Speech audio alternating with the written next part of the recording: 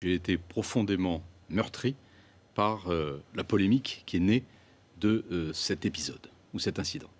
Meurtri à titre personnel, d'abord, et puis aussi meurtri pour Orange, qui est une entreprise dont les valeurs humanistes, les valeurs de générosité, totalement opposées à toute forme de discrimination et de boycott, se trouvent ainsi projetées dans un débat qui la dépasse totalement. Qu'est-ce qui s'est passé exactement? J'étais au Caire, lors d'un déplacement qui était prévu de longue date dans ce pays où nous avons une activité importante. Il y a une conférence de presse. À la fin de cette conférence de presse, j'ai 3 questions de journalistes à propos des liens que Orange entretient avec un opérateur israélien qui s'appelle Partner, avec lequel nous n'avons aucun rapport d'actionnaire. Il est tout à fait indépendant de l'entreprise Orange. Il se trouve que cette société utilise la marque Orange depuis fort longtemps, puisqu'en fait ça date d'avant l'acquisition d'Orange par France Télécom, donc avant les années 2000.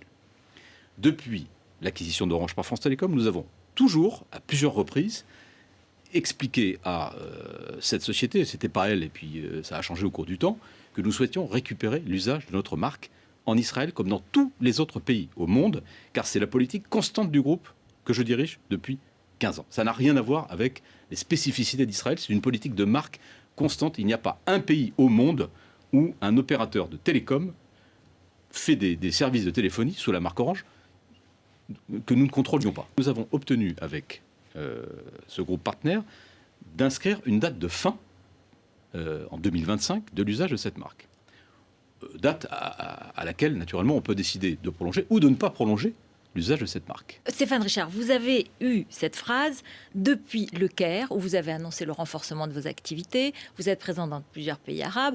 Le gouvernement israélien l'a pris comme une annonce que vous cédiez en quelque sorte aux pressions des pays arabes dans lesquels vous étiez implanté et qui vous demanderaient d'être moins présent ou de vous retirer d'Israël, car vous savez qu'il y a une campagne de boycott d'Israël.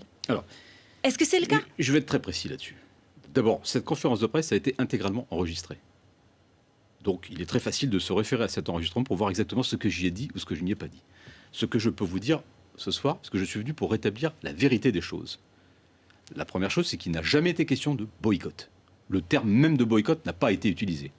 Il n'a pas été question des campagnes de BDS ou de je ne sais quoi. Voilà, boycott des investissements, sanctions qui sont lancés par des groupes. Et à aucun moment, je le dis de façon très claire, je n'ai exprimé une quelconque opinion sur cette affaire de boycott.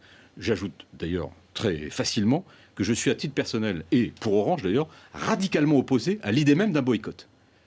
Donc je ne veux pas que Orange et ma personne soient associés à cette idée de boycott. À aucun moment il n'a été question d'un boycott.